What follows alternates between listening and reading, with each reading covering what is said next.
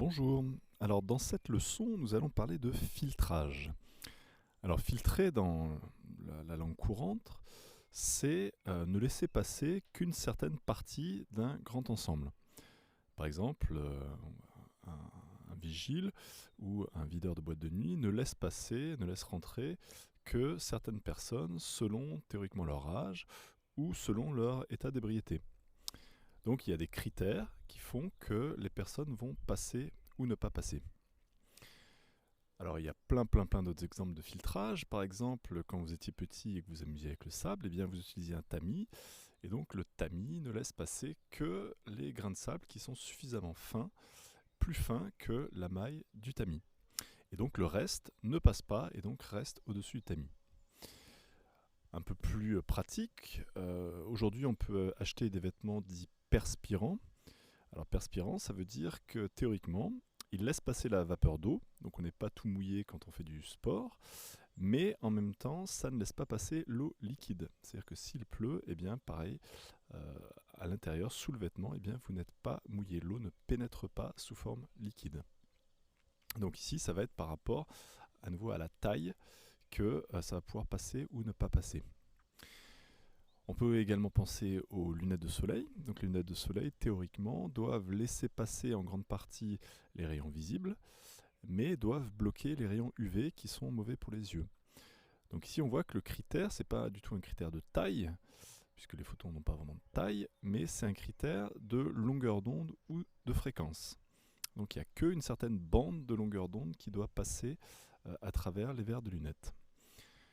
Si maintenant on pense à une peinture, alors on ne voit pas trop comment ça filtre, mais en réalité, vous vous souvenez tous de la notion de synthèse soustractive, et donc en fait on peut considérer qu'une peinture c'est comme un filtre, donc il y a une certaine quantité de longueur d'onde qui arrive dessus, et donc elle ne va laisser repartir qu'une sous-partie de la grande partie qui lui arrive dessus.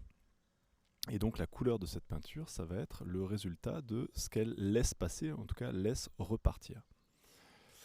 Dernier exemple, vous avez une radio, vous voulez sélectionner une certaine station, et bien donc vous ne voulez sélectionner que une certaine bande de fréquence autour de celle correspondant à votre radio.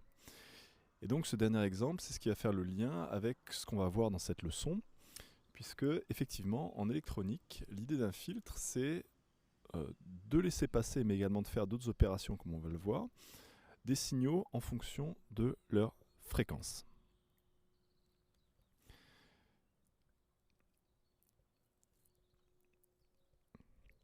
Voilà, donc par exemple, est-ce qu'un signal de basse fréquence va passer? Est-ce qu'un signal de haute fréquence va être transformé? Est-ce qu'un signal avec une certaine fréquence va être coupé?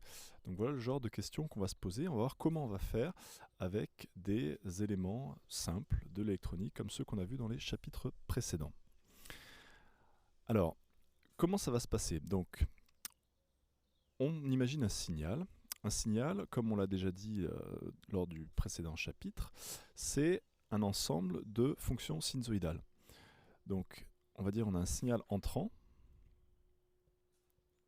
et donc ce signal entrant va être composé d'un signal à une fréquence F1, un signal à une fréquence F2, etc., etc., un ensemble de signaux à des fréquences différentes.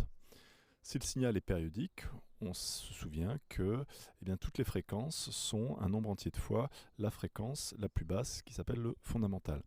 Mais en fait, on verra notamment l'année prochaine que c'est beaucoup plus général que ça. Les fréquences ne sont pas forcément toutes des entiers. Et puis de toute façon, on peut imaginer qu'un signal est composé d'un premier signal sinusoïdal et puis d'un autre signal qui est indépendant du premier. Par exemple, un signal plus du bruit. Donc voilà, ici on a en gros n'importe quelle fréquence dans le signal d'entrée. Et donc ce signal d'entrée, on va le faire passer dans un circuit électronique ou électrique, donc qu'on appelle filtre parce qu'il va avoir une action sur ces différents signaux. Et donc cette action, ça va être une action qui va dépendre de la fréquence. Donc autrement dit, pour chaque fréquence, il va y avoir une action qui va être potentiellement différente. Du coup, ça veut dire qu'en sortie de ce filtre, eh bien, chacun des signaux qui sont rentrés vont avoir été transformés en fonction de leur fréquence. etc., etc. Et du coup, eh bien, le signal de sortie, ça va être la combinaison de tous les signaux sinusoïdaux de sortie qui ont été transformés par le filtre en fonction de leur fréquence. Voilà donc le principe d'un filtre. Et donc nous, on va s'intéresser à comment un filtre fait pour agir sur les différentes composantes des signaux d'entrée. Alors donc pour ça, on va introduire des grandeurs caractéristiques du filtre, donc c'est-à-dire qui vont nous permettre de quantifier cette action pour chaque signal sinusoïdal. Donc ces trois grandeurs sont fonction de transfert et puis deux grandeurs liées à la fonction de transfert qu'on appelle le gain et le déphasage. Et puis on verra la notion de bande passante dont vous avez déjà entendu parler sûrement, par exemple pour Internet. Ensuite, nous verrons que pour avoir une idée rapide de comment agit un filtre, eh bien, on va le représenter avec des diagrammes un petit peu particuliers qu'on appelle les diagrammes de Bode. Et puis enfin, on verra que, comme on l'a dit dans l'introduction, les filtres ne sont pas simplement des laissez-passer ou bloqués. Ils permettent également de réaliser des opérations. Et on va voir du coup quelles sont ces opérations et quelles sont leurs caractéristiques. Donc allons-y pour caractériser quantitativement un filtre. Donc d'après ce qu'on a dit, il va falloir connaître cette action sur chaque fréquence. Alors sur chaque fréquence ou sur chaque pulsation, ça revient au même. Et donc cette action, eh bien, elle va être sur chaque composante sinusoïdale. Donc ça veut dire que là, on va avoir un signal d'entrée qui va être sinusoïdal à la fréquence F1 et on va chercher comment il va ressortir. La fréquence F1. Donc, il va nous falloir une opération qui nous permette de connaître le signal de sortie à la fréquence F1 en fonction du signal d'entrée à la fréquence F1. Et du coup, cette action, on aimerait qu'elle soit également pour toutes les autres fréquences. Donc l'idée, c'est que ce qui va caractériser l'action du filtre, eh bien, ça va être une fonction de la fréquence ou de oméga. Ainsi, si on connaît cette fonction de la fréquence, eh bien, ça veut dire que pour chaque fréquence, on saura comment le filtre agit.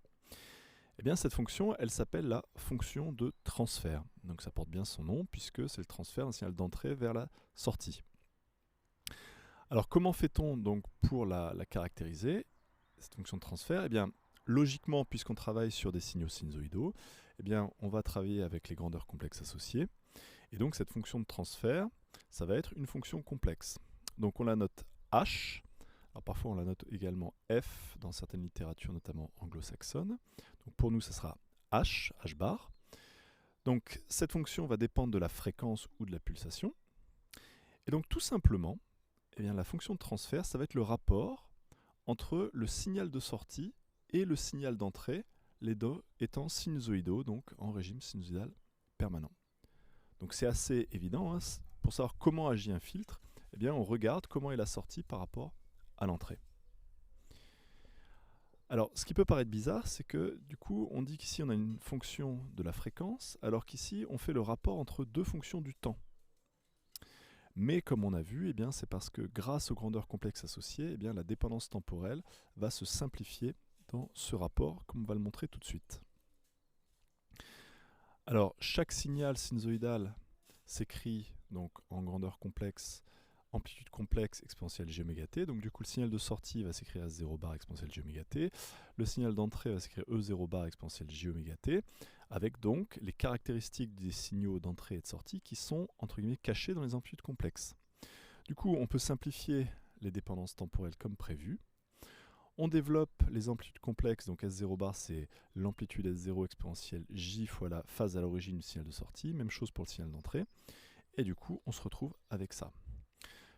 Donc la fonction de transfert qui à la base, par définition, c'est le rapport entre la grandeur complexe associée du signal de sortie sur la grandeur complexe associée du signal d'entrée, eh bien en pratique, ça peut se mettre sous la forme du rapport de l'amplitude du signal de sortie sur l'amplitude du signal d'entrée multiplié par l'exponentielle de J fois le déphasage du signal de sortie par rapport au signal d'entrée.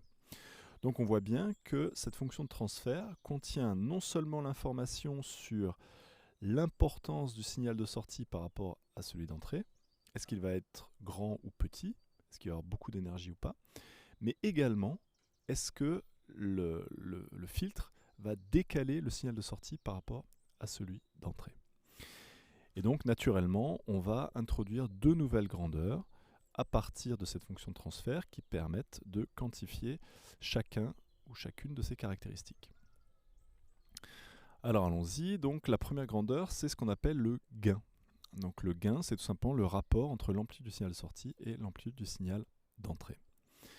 Donc logiquement, si le gain est inférieur à 1, ça veut dire que l'amplitude du signal de sortie est plus petite que celle d'entrée, donc ça veut dire que le filtre atténue un signal sinusoïdal à la fréquence considérée, parce que donc ici, j'aurais dû l'écrire, le gain est bien évidemment une fonction de la fréquence ou de la pulsation, tout comme la fonction de transfert.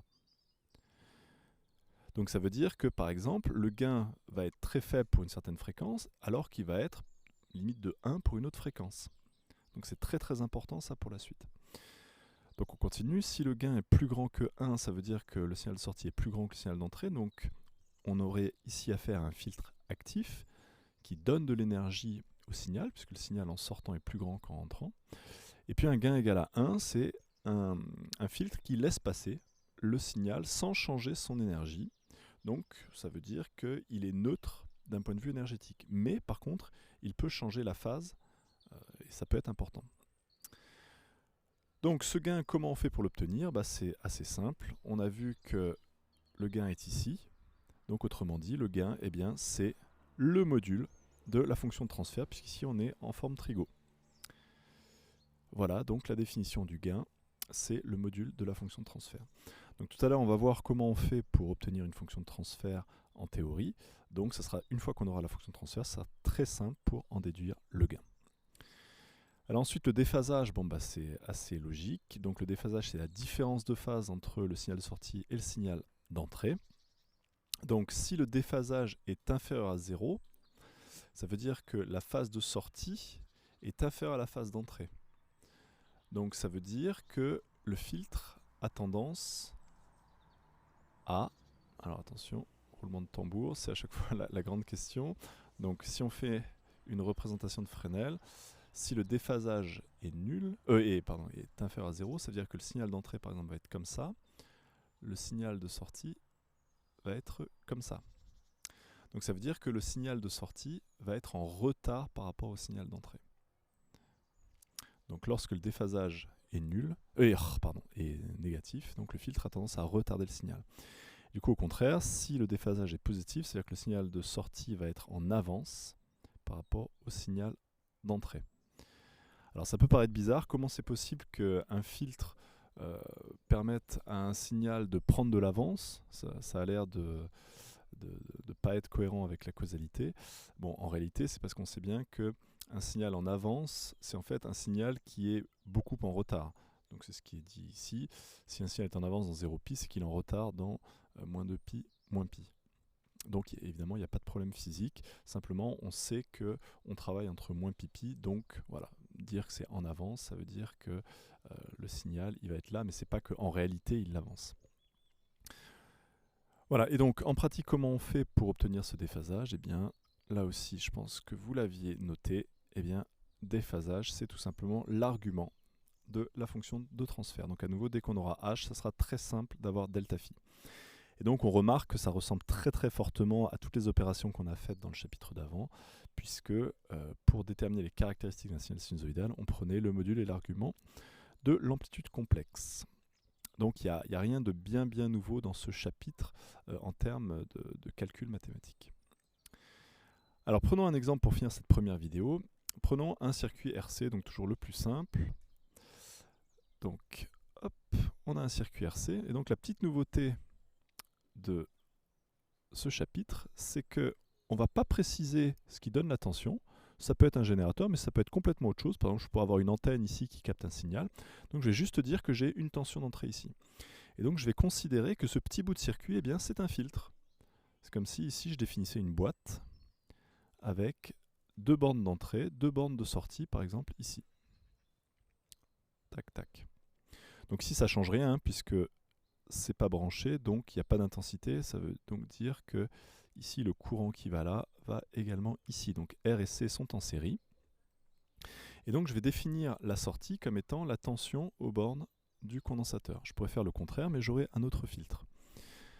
Donc pour déterminer cette tension de sortie, l'idée c'est d'avoir la tension de sortie en fonction de la tension d'entrée pour en déduire la fonction de transfert. Et donc vu que R et C sont en série, eh bien le réflexe, comme on l'a vu dans le chapitre précédent, c'est le pont diviseur de tension. Donc on l'a direct, S bar de T c'est égal à Z bar C sur Z bar C plus Z bar R, le tout fois la tension totale, donc ici c'est E bar de T. Et donc directement, je peux faire passer E bar de T de l'autre côté, et on a S bar sur E bar, qui est la fonction de transfert. Et donc on en déduit directement H bar qui est égal à ZC, donc 1 sur JC oméga, divisé par ZC, toujours 1 sur JC oméga, plus ZR qui est R. Je peux multiplier en haut et en bas par JC oméga pour un petit peu simplifier, et donc on arrive à H bar est égal à 1 sur 1 plus J RC oméga. Alors comme d'habitude, on essaye au maximum d'introduire des pulsations caractéristiques du circuit, donc ici du filtre. Par analyse dimensionnelle, on voit bien que RC oméga doit être sans dimension, donc je peux poser que RC c'est l'inverse d'une pulsation caractéristique du filtre. Et donc on obtient 1 plus J oméga sur oméga 0 avec oméga 0 qui est égal à 1 sur RC. Voilà, si j'écris avec les fréquences, évidemment, c'est 1 plus JF sur F0. Voilà donc la fonction de transfert du circuit RC en prenant la sortie aux bornes de la capacité, enfin du condensateur. Alors à partir de cette fonction de transfert, eh bien, je peux en déduire très facilement le gain. Donc le gain, c'est égal au module de la fonction de transfert, et donc ça va être égal à 1 sur racine de 1 plus oméga carré sur oméga 0 carré. Le déphasage de la sortie par rapport à l'entrée, c'est l'argument, et donc c'est égal à moins arctangente de oméga sur oméga 0. Donc c'est très simple si on a bien compris le chapitre précédent. Du coup ensuite on vous demande ce que valent gain et déphasage pour 2 fréquences différentes.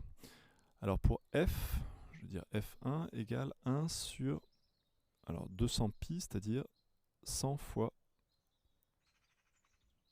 2π fois RC. Eh bien, 2π fois RC, c'est égal, donc 1 sur RC c'est oméga 0.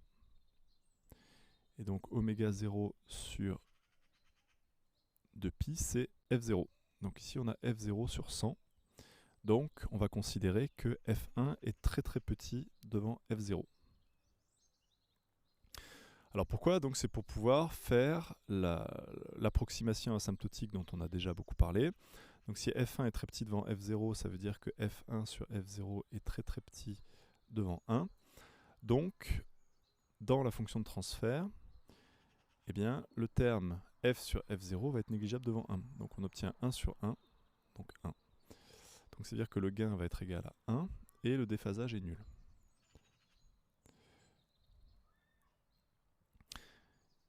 Voilà donc le gain pour cette première fréquence. Pour la fréquence 1 sur 2πRC, donc on a bien compris que ici c'est F0. Et donc lorsque F est égal à F0, à ce moment-là, H bar va être égal à 1 sur 1 plus J F0 sur F0, c'est-à-dire 1 sur 1 plus J. Donc le gain pour cette fréquence, eh bien, ça va être égal à 1 sur racine de 2, et le déphasage, ça va être égal à moins arctangente de 1, c'est-à-dire moins pi sur 4. Voilà, donc ça veut dire que dans ce filtre, si j'utilise ce filtre avec 2 signaux, si j'envoie un signal de fréquence très faible devant la fréquence caractéristique, eh bien en sortie, j'aurai quasiment le même signal, puisque le gain est égal à 1, donc son amplitude va être la même et il n'y a pas de déphasage. Et par contre, si j'envoie un signal dont la fréquence est égale à la fréquence caractéristique du filtre, eh bien j'aurai en sortie un signal qui sera un petit peu plus petit, une amplitude qui sera égale à 1 sur racine de 2 de l'amplitude du signal d'entrée, et qui sera en retard de pi sur 4. Voilà donc comment on fait pour trouver la fonction de transfert et les deux grandeurs caractéristiques. Voilà, donc on va continuer à étudier les filtres dans la prochaine vidéo.